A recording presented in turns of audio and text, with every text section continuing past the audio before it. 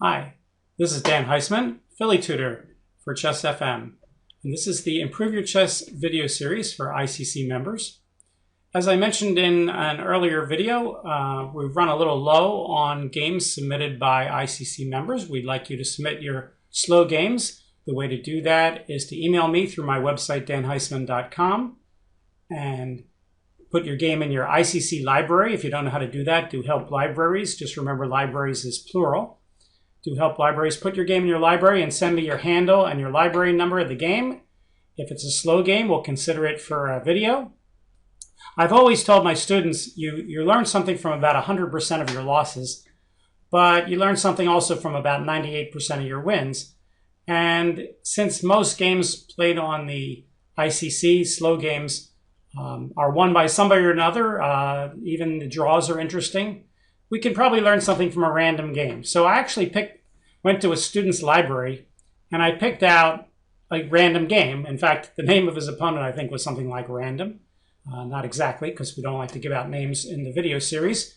So I thought I'd pick out that game and show you how much we can learn from it. All right, so let's take a look. White played e4.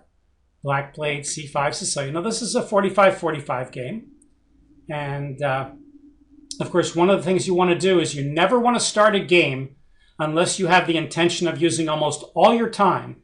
Because if you don't, if you want to start a 45-45 game and play fast, you're just giving your opponent a handicap because he gets to use all his time. And if you're not intending to use yours, what's the point? So if you don't want to use your whole 45-45, time limit, play a faster time limit. Now, 45-45 is a great time limit to practice your thinking. But of course, if you play a 45-45 game quickly, as you'll see happens in this game, what's the point?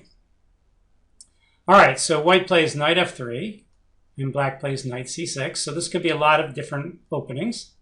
And here, of course, the most common move is d4, the open Sicilian, which could lead to a number of openings, number of variations Sicilian. White plays the kind of chameleon-like knight c3. It's not the Sicilian chameleon, which would be knight c3 and knight ge2.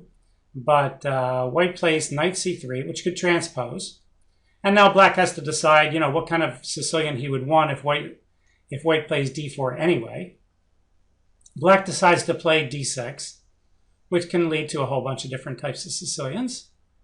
And white plays d4, going back to an open Sicilian. C takes d4 is pretty much not forced, but by far best because white was threatening d5, which is a very strong threat in that kind of position.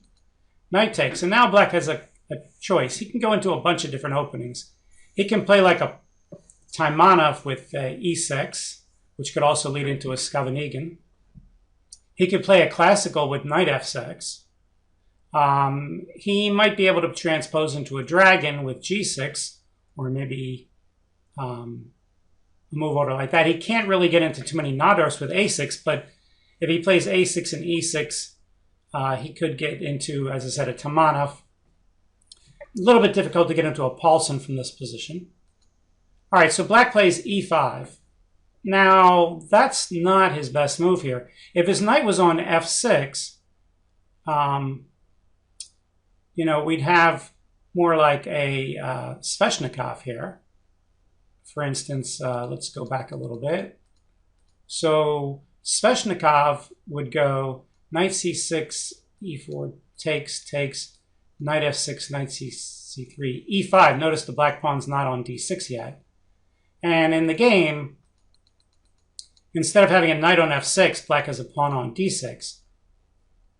So white can still play knight to b5 in this position. I'm sure white's out of his book here, and he should probably take some time and figure out what he wants to do. But one of the themes of this game is that white makes all his moves relatively instantly. So white doesn't take much time here.